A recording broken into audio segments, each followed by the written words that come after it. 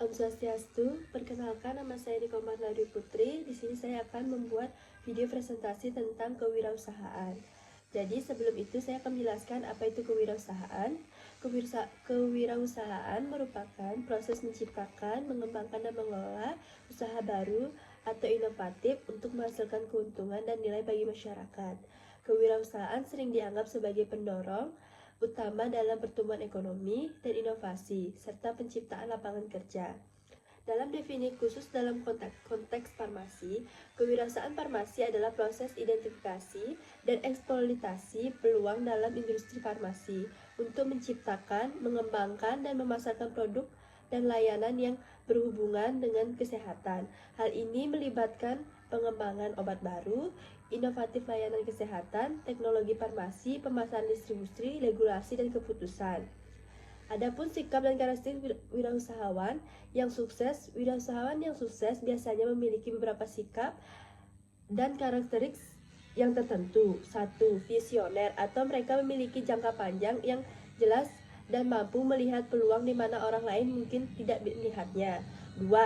Berani mengambil resiko. 3. Kreatif dan inovatif. 4. Ketekunan dan ketabahan.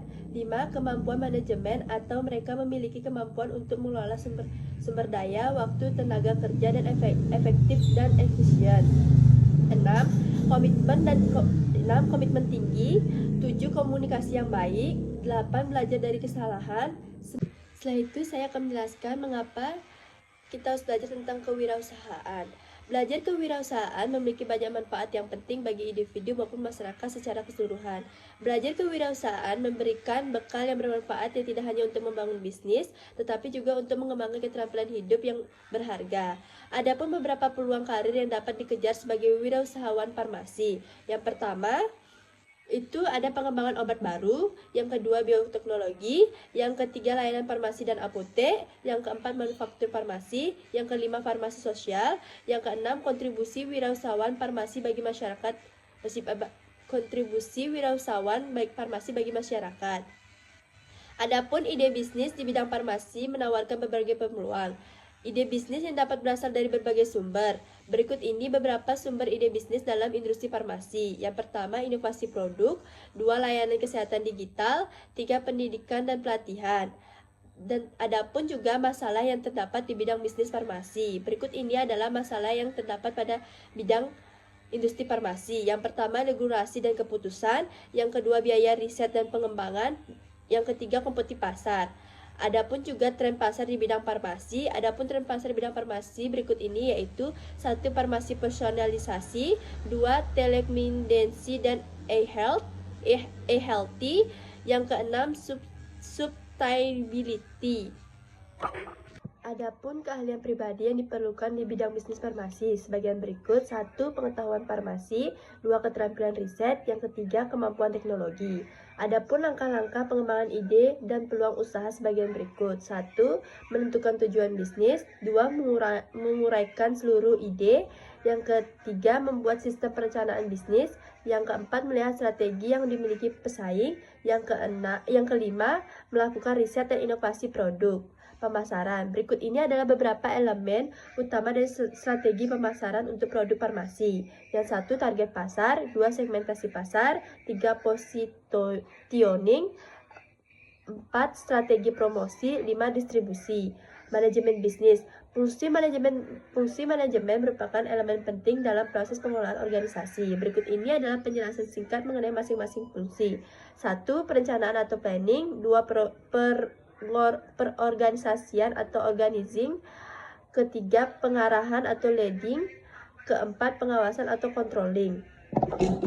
Adapun promosi dan penjualan produk. Promosi dan penjualan produk farmasi melibatkan strategi pemasaran yang cermat dan kepatuhan yang ketat terhadap peraturan industri. Beberapa strategi yang umum digunakan termasuk pendekatan langsung kepada dokter dan profesional kesehatan, partisipasi dalam konferensi medis, penggunaan iklan yang sesuai, serta pendekatan pemasaran digital untuk menyasar konsumen secara langsung. Hukum dan regulasi. Izin edar dari BPOM adalah izin resmi yang diberikan oleh Badan Pengawas Obat dan Makanan BPOM. kepada produsen atau importir untuk mendistribusikan dan menjual produk mereka di pasar Indonesia. Izin ini memastikan bahwa produk tersebut telah memenuhi standar keamanan, mutu, dan khasiat yang ditetapkan oleh BPOM. Produk yang memerlukan izin edar dari BPOM meliputi obat-obatan, makanan, minuman, kosmetik, suplemen kesehatan, dan alat kesehatan. Proses mendapatkan izin melibatkan pengajuan dokumen dan spesifikasi produk yang lengkap, termasuk hasil uji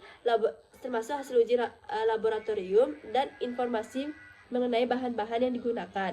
BPOM akan melakukan evaluasi menyeluruh terhadap produk tersebut untuk memastikan bahwa produk aman dikonsumsi atau digunakan oleh masyarakat.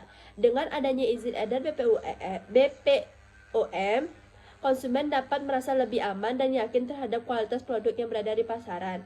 Syarat izin edar dari Kementerian Kesehatan Kemenkes adalah serangkaian persyaratan dan dokumen yang harus dipenuhi oleh produsen atau importir untuk mendapatkan izin resmi dari Kemenkes agar produk kesehatan seperti obatan, alat kesehatan, dan makanan kesehatan dapat dipasarkan dan dijual secara legal di Indonesia.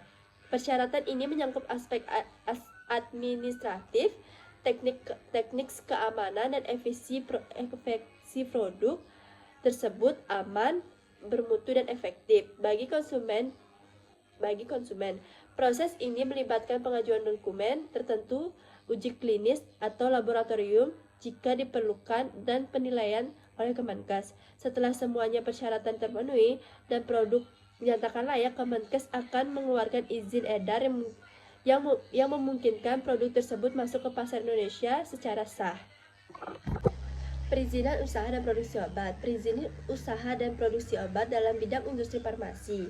Yang satu, izin penyelenggaraan apotek diperoleh melalui Kementerian Kesehatan setempat.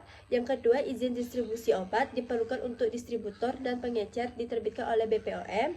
Yang ketiga, perizinan produksi obat. Izin industri farmasi diperoleh dari BPOM setelah memenuhi persyaratan cara pembuatan obat yang baik CPOB. Nomor izin edar NIE diterbitkan oleh BPOM setelah produk obat memenuhi standar keamanan, khasiat, dan mutu.